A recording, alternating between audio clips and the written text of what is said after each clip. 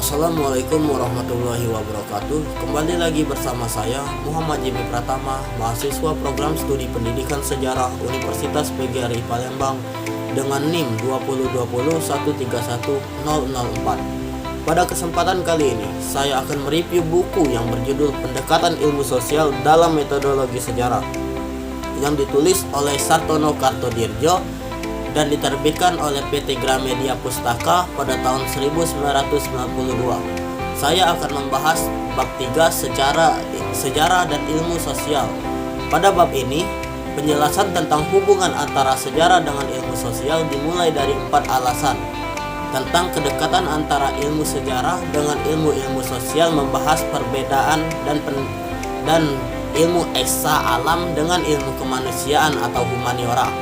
Kedudukan sejarah dan ilmu-ilmu sosial seperti bahasa, geografi, ekonomi, sosiologi, ilmu politik, dan antropologi adalah saling memerlukan dan saling memberikan kontribusi. Dalam hal ini, penelitian dan penulisan sejarah senantiasa memerlukan bahasa sebagai sarana primer untuk mengungkapkan data analisis dan kesimpulan yang terkait dengan seluruh aspek yang terkait dengan manusia dan waktunya.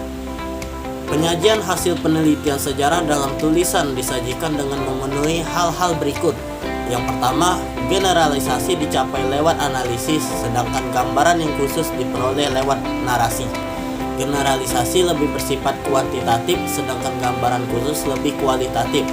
Hubungan antara berbagai gejala ditentukan berdasarkan hubungan kausalitas, jadi terumuskan sebagai eksplanasi, sedangkan hubungan kualitatif dirumuskan dengan menggunakan interpretasi. Yang kedua, rapprochement antara ilmu sosial dan sejarah terutama terwujud pada perubahan metodologi.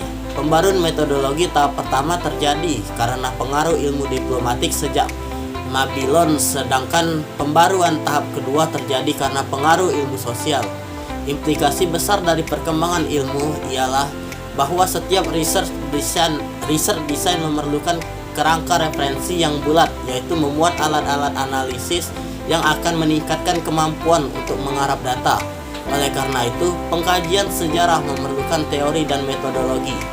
Ruang di dalam geografi distrukturasikan berdasarkan fungsi-fungsi yang dijalankan menurut tujuan atau kepentingan manusia selaku pemakai.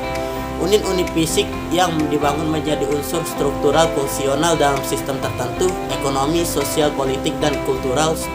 Struktural dan fungsi bermakna di dalam konteks tertentu, yaitu tidak terlepas dari jiwa zaman atau gaya hidup pada masanya. Pada hakikatnya, sejarah dan antropologi mempelajari objek yang sama, yakni 3 jenis fakta: artifak, society, dan manifest.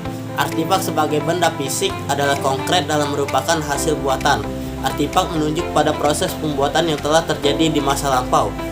Sosifek menunjuk kepada kejadian sosial interaksi antara aktor, proses aktivitas kolektif yang telah mengkristalisasi sebagai peranata, lembaga, organisasi, dan sebagainya. Untuk memahami struktur dan karakteristik sosifek, perlu dilacak asal-usulnya proses pertumbuhan sampai wujud sekarang.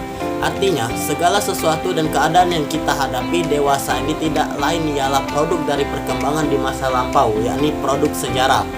Kelebihan menurut pendapat saya, buku ini ditulis seorang sejarawan yang berasal dari Indonesia, yaitu Profesor Dr. Sartono Kartodirjo. Di dalam buku ini kita diberikan gambaran atau konsep yang memiliki sejarah dari sisi subjektif sebagai subjektif karena pengertian sejarah di sini memuat unsur-unsur dan isi subjek itu sendiri. Sejarah dalam arti subjektif adalah suatu konstruk, ialah bangunan yang disusun penulis sebagai suatu uraian atau cerita.